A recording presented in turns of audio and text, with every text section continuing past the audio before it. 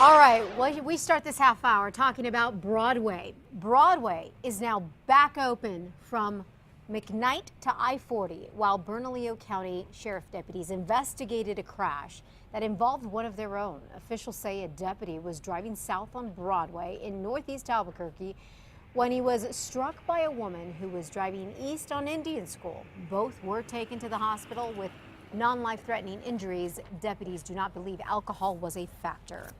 Was it murder or self-defense? Those are some of the questions surrounding a deadly shooting that happened about a year ago this month that has turned now into a high-profile case. State police will re-examine this deadly shooting from Albuquerque that has some calling it vigilantism. Remember in March last year, a man with a gun was spotted in a driveway here in the Ventana Ranch neighborhood. Donnie Pearson, who lived nearby, got word of it. He grabbed his gun, he hopped in his truck, and he went looking for this man. Well, Pearson found him. He's Jonathan Mitchell here, a mentally ill Iraq War veteran who by then had walked back to his own house.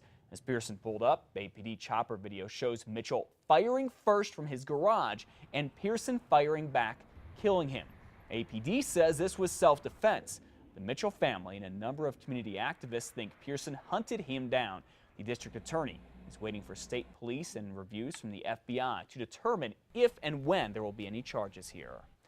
Well, closing arguments are expected today in the civil trial for the shooting death of Christopher Torres. The city called witnesses yesterday, arguing Mr. Torres, who suffered from schizophrenia, was unstable and also used the drug Spice. Two plainclothed APD officers went to Torres' house to arrest him for a road rage case. This was back in 2011 when one shot Torres 3 times in the back after the officers claimed Torres was reaching for the officer's gun. The city called a forensic scientist yesterday who testified that Torres' DNA was on that gun. Listen.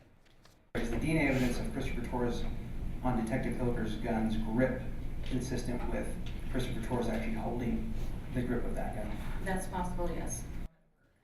But this DNA expert also testified she does not know for sure if the DNA on the gun was from Torres' hands. You heard her say it's possible. There is no jury in this case. A judge will decide whether the shooting was necessary. Police are waiting word from the Office of the Medical Investigator to see if a suspect in Farmington died from a police shooting or by his own doing.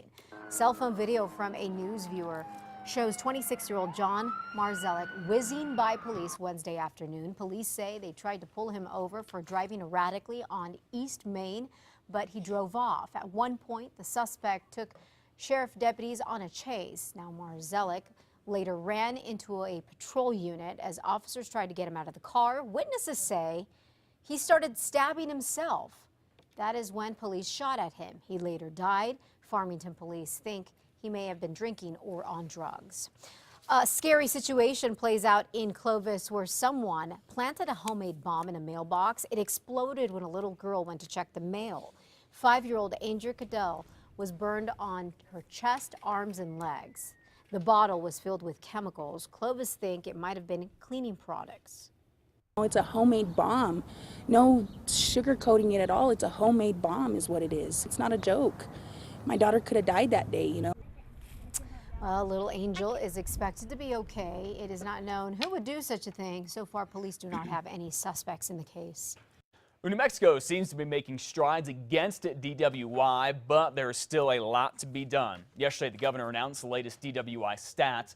Last year, 133 people died in alcohol-related crashes. 10 years ago, that number was much higher at 214, but there are still way too many tragic stories. In fact, if there's just one, there are too many, including one we told you about recently, where investigators say the gentleman you just saw, Daniel Sanchez, was hit and killed by a drunk driver while he was riding his motorcycle with his daughter. And just Friday, remember, an aviation officer was badly hurt after being hit by a suspected drunk driver. And get this, if that's not bad enough, police say while they were investigating that crash on the interstate, they found and arrested 3 other people who were driving drunk. Now, Richard Woodward here continues to tell his story. Back in 2010, his car was rear-ended by a drugged driver, and it killed his grandson, Brandon. You never recover from this. No, it seems like yesterday, and my heart will be forever broken. You can hear the sadness in his voice.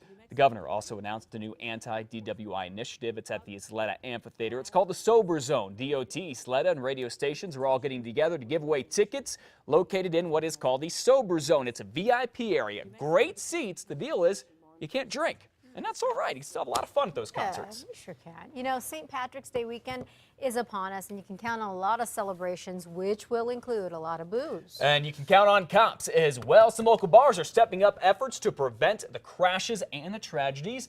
In fact, News 13 Samantha McDonald found one of them. She is out there live this morning. Sam, there's some incentives here for folks to stay sober, huh?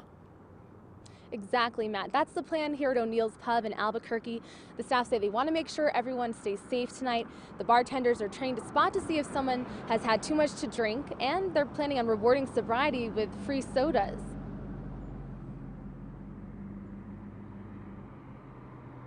Anybody who wants to come in and is a designated driver, we'd be happy to accommodate them with a drink for sure. And staff say they will call taxis for partygoers if necessary. If we did have somebody that was intoxicated that came onto our property from somewhere else, we work diligently to get them home safely. And out on the streets, dozens of extra officers from multiple agencies will be out patrolling to catch drunk drivers. The Bernalillo County Sheriff's Department and APD are each planning on sending 10 to 15 extra officers out on the roads. APD, State Police, and Bernalillo County Sheriff's Department will all have DW checkpoints at undisclosed locations. If you're 21 and over, it's illegal to drive with a blood alcohol concentration of 0.08 or higher. If you're under 21, anything over 0.02 is illegal. Important facts to know. Back to you, Matt. Yeah, pretty much the gist of it. Don't drink and drive. Thank you, Sam. If you're convicted of a DWI, of course, you could face jail, fines, and a whole lot more. And worst of all, you could hurt or kill yourself true, or yeah. someone else. Be safe out there.